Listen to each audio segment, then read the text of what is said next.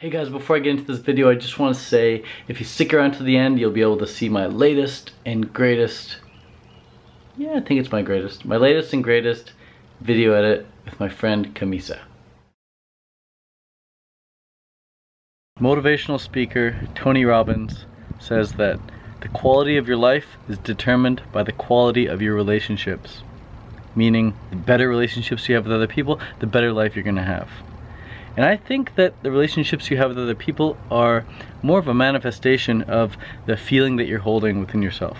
If you're feeling good, if you're holding good vibes, you're emanating those good vibes, you're gonna meet people at the same frequency, they're gonna come into your life, and you're gonna have great relationships based on those good vibes that you're both putting off.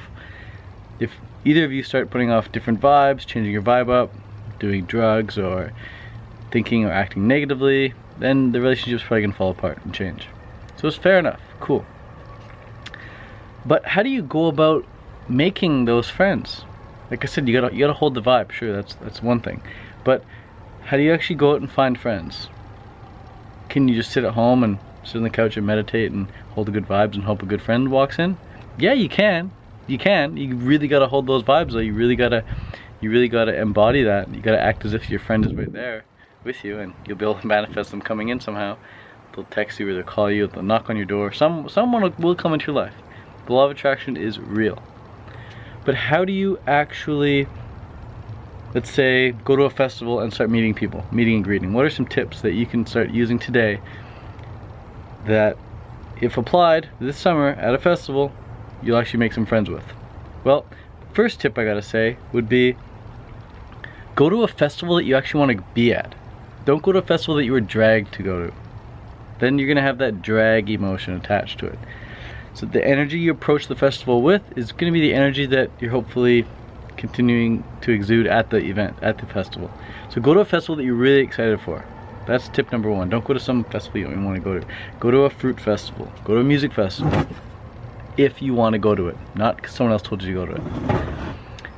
Second thing is, wear something that people can identify you as being an approachable person with. So wear a t-shirt that says, come say hi if you're vegan, or something like that. Or wear a shirt that says, add me on Snapchat, and then put like your Snapchat username right there or something. Whatever it is. Wear clothing that's attractive for other people. Wear clothing that clearly indicates that you're an approachable kind of person. The third tip I would say would be to, when you're at these events, when you're at these festivals, there's always something going on. There's always some event happening. There's always some activity that's going on. But you don't want to interrupt people mid-activity. So I would just go up to people who aren't really doing much, who are just sitting there, who are also watching an activity taking place. You go up, sit beside them and say, hey, what brings you here? It's a great opening line. What brings you here? Or how did you hear about this event? You want to ask open-ended questions. You don't want to ask yes or no. Like, you don't want to ask, are you having a good time? Or you don't want to ask like, do you like it here? Or did you see that concert last night? Or did you see that event last night? Or do you know so-and-so? You don't want to ask yes or no questions. You want to ask open-ended questions. So how would you feel about doing that yourself? Or, oh, what benefits have you found since eating more fruits and vegetables? So ask open-ended questions to people who are just sitting there not doing anything. Those people, they want to be, typically they want to be spoken with. They want someone to speak with. And then the next tip would be to, when you're talking to these people, when you're talking to anyone you interact with, be very aware of their body language. Be very aware. Learn to take a hint. Go study body language. Go watch like 5 or 6 videos on YouTube about body language. Learn all about body language. If someone's crossing their arms when they're talking to you, they probably don't want to be talking to you. That's why they're crossing their arms. They're closed off. Or maybe they want to talk to you, but not about that topic that you're speaking on right now. So if someone's ever crossing their arms, hand them a cup of juice or hand them a piece of fruit so they have to open up and grab the fruit or hold something for you. Or just change the topic. Get them to start talking about something that they're actually interested in talking about. People will rarely cross their arms halfway through what they're talking about. They typically only cross their arms when you're talking about something that they don't really vibe with, or they don't really care about, or they don't really agree with or something. So be very aware of people's body language. Also pay attention to their feet position. Are their feet pointing at you or are they pointing away? Now it's different when you're standing side by side with someone and you're watching something. Then your feet are probably going to be pointed at the thing you're watching. But if you're talking like one-on-one with someone and their feet are pointed out, they're not pointed at you, then that's a hint that they're wanting to go in another direction. So be aware of someone's body language, and when you're in a conversation with someone, talk about the things that they are interested in. Conversation, unless you're going to therapy, really, it shouldn't be about you. When you're in a conversation, ask open-ended questions about what the other person's interested in.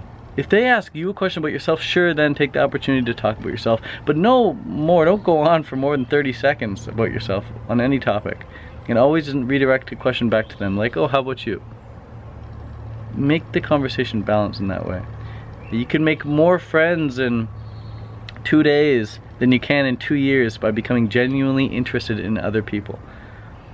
So ask others about the things that you know that they're interested in. And if you're not sure what they're interested in, just ask them, hey, what are your hobbies? What do you like to do? What really lights you up? People love talking about the things that light them up. But they don't want to hear all about the things that light you up, unless they're also interested in those things. So those are some ways that you can make some friends. I would also recommend going to those meet and greet circles that they have, those icebreaker activities that they have at some events, some festivals. Yeah, like, just go there, go to an event, go to a festival with good vibes, and you'll be sure to meet some really great friends. I've met my best friends at festivals. I've met the love of my life at a festival.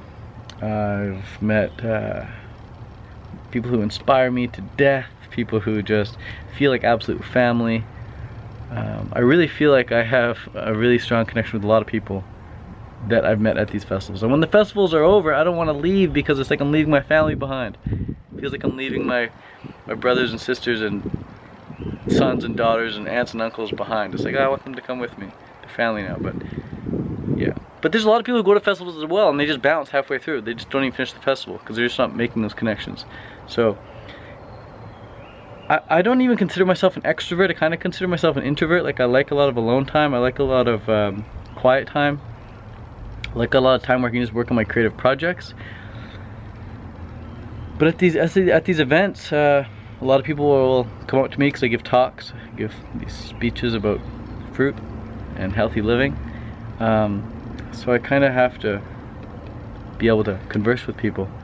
And these are just some of the tips that I would give anyone who asks me, hey, how can I make more friends here? If you're not on stage, you don't have 100 or plus people looking at you knowing who you are, it might be a little more difficult to make friends at a festival, especially if you don't know anyone there. But using these tips, you should be good to go. Just be sure to go there with good vibes, wear some clothing that's really approachable, something unique, and then just go talk to people who aren't doing anything, just sitting there, and ask them something that you think they might be interested in. Make sure they're open-ended questions, and get their contact info as well. Ask for their Instagram, ask for their Snapchat, ask for their Facebook or YouTube channel, whatever. And yeah, be aware of their body language and see if they're giving any hints or whatever, if they want to actually keep talking to you or not. They probably will if you're a nice person. Don't see why they wouldn't. And yeah, should be good to go. Hope this video helped you guys. If it did, give it a thumbs up.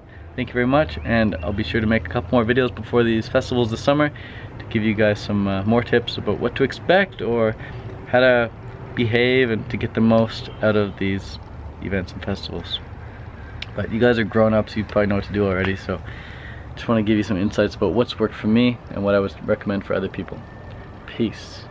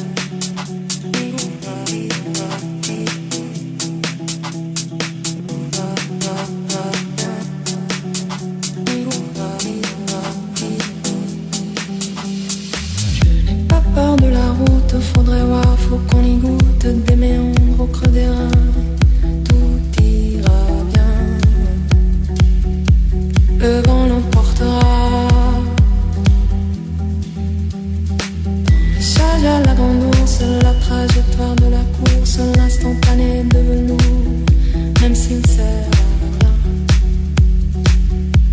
Le vent l'emportera, tout disparaîtra. Le vent nous portera. Seul à l'abandon, seul la trajectoire de la course, l'instantané de velours, même s'il ne sert à rien. Le vent l'emportera, tout disparaît.